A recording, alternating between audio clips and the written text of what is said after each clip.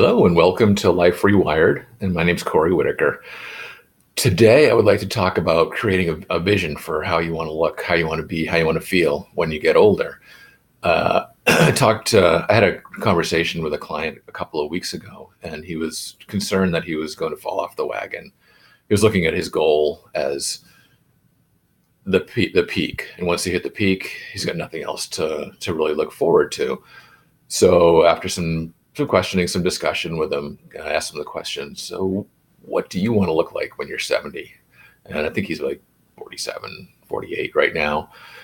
And he's like, oh, never thought of that before. So he took some time to think that over and came up with a really good answer that I wasn't really expecting. I was expecting him to talk about how he was going to physically look at the age of 70. And he came up, with some of that, but a lot about how he's going to feel, how his relationships are, and really more importantly, what kind of legacy he wants to leave. Because at 70, he may be thinking, ooh, I'm coming towards the end. And so that was really interesting. Now, creating a vision, that's something that we really didn't do at the start of our relationship. And I think that's really important if you're trying to create some goals, trying to create a foundation for yourself, is to create a vision. It gives you something to look forward to, and it's not really something that is the end goal. It's something that is ongoing. It's living. So that vision may change in some minute details as you go along, but I think overall it holds true for you all along, and it's something that you just want to keep as you move along through life. So I realized that's nothing that I've really done for myself in regards to aging. I've done vision before for other aspects of my life, but this is kind of a big thing. It's about me. So, okay, let's do this in front of the camera then, and just kind of go through what we do in our client relationship. So, for me, I'll pick the age of 70. I'm 50 now. Physically, I want to be able to do most of the things that I do now. I realize I'm not 20, so there's things I'm not going to be able to do that when I was 20, but I still want to be able to move around just like I do now, be able to do my yoga practice, which can be pretty intense at times. If I want to go and do some exercising, some weight lifting, I want to be able to do that as well. And what's really important is to do my outdoor activities. If I do lots of hiking, going outside and being able to go over different terrain, be able to walk over under branches, go through a stream, walk on some slippery rocks, and not have to worry about losing my balance, not have to worry about not having the muscle to be able to do these things, the focus, and then not worry about being sore and the next day or the day after for a week or whatever. So that's really important to me. Mentally, I'd like to be able to, hopefully I'm smarter than I am now. So, but I'd like to be able to do a lot of the things, that I do now. I certainly do not anticipate losing my mind or my faculties as I get older. I know there's genetic markers for dementia and Alzheimer's and things like that, which I do have. But it's also a lifestyle that can either trigger those genes or not. And I like to keep the lifestyle that I have up and going right now, so that when I do get older, I'm not going to hit that point. It just won't trigger. So that's my intent mentally. And relationship wise, same as now. You just try and find those people that you connect with and have really important relationships. There's times when I just want to be alone.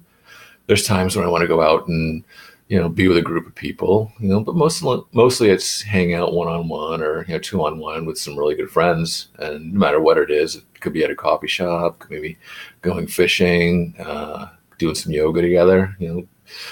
Whatever it is. The relationship and the human connection is really important as well. And man, I've been thinking about what kind of legacy I want to leave. And I think earlier, maybe 10 years ago, I had these grandiose ideas of some huge legacy that I wanted to leave. And now it's just really just being able to, I guess, touch a few lives. So whether that's my wife, family, a few friends, even as a yoga instructor, it's really gratifying when you see these little changes in people, whether it's physically or mentally, as well. So just making those small touches in life is basically what I want to leave as a legacy. Having being in the corporate career, I felt really selfish, like, oh, I'm just doing it for the money. I wasn't really helping anybody, or it wasn't helping society in general. So that's where the grandiose ideas came about, and they've kind of toned down now, realizing that you make a lot of difference just by touching a few small lives, whether that's people, animals, the planet, or whatnot. Making some small differences really they add up, and many people do that to make a huge difference. So that's kind of what I'd like to do. Like to be like at 70, and maybe when I'm 70, I'll do one again when I'm 90. But I think it's not going to be a whole lot different. So why are the visions important? I think for me, I'll use business as an example. I've gone through a couple of different iterations after I got laid off from my job of trying to do some different businesses. I never really created, all right, what kind of vision do I want to have for my business? And that gets encompassed into your life as well. So I went through, again, a few different iterations, and I just kind of floated through some different ideas. Didn't have the focus that I really needed to have until I came up with, all right, what is my vision for my business? What is it who is it that I want to help? What group do I want to help? What is it that I'm really passionate about, which is, what I'm doing now. Once that happened, then I was able to take a step back and build some smaller goals. And then, so it's maybe some longer term goals, and off of that, some short, 1 month, 2 month goals, and then break those down into even smaller steps. So it's really just your big vision of where you want to go, where you want to head. And without that, I guess you're gonna be wandering aimlessly, which is what I felt like I was doing. So I felt it's really important to create some kind of vision. You can do that any way you want. You can write it down. I've done vision boards, and I guess they work for some people. They don't really work for me.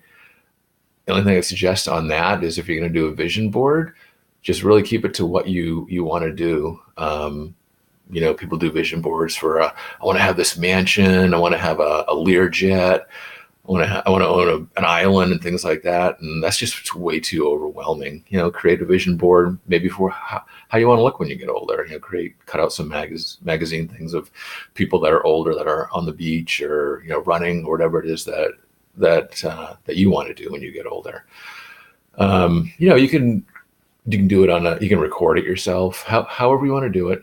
And you don't have to spend a ton of time. A lot of it's just kind of thinking, how is it that I want to be when I get older, when I'm 70 or 80 years old? So, and it gives you that target to reach. So, well, hopefully that was helpful for you. And thanks again for joining my channel. Hope everyone has a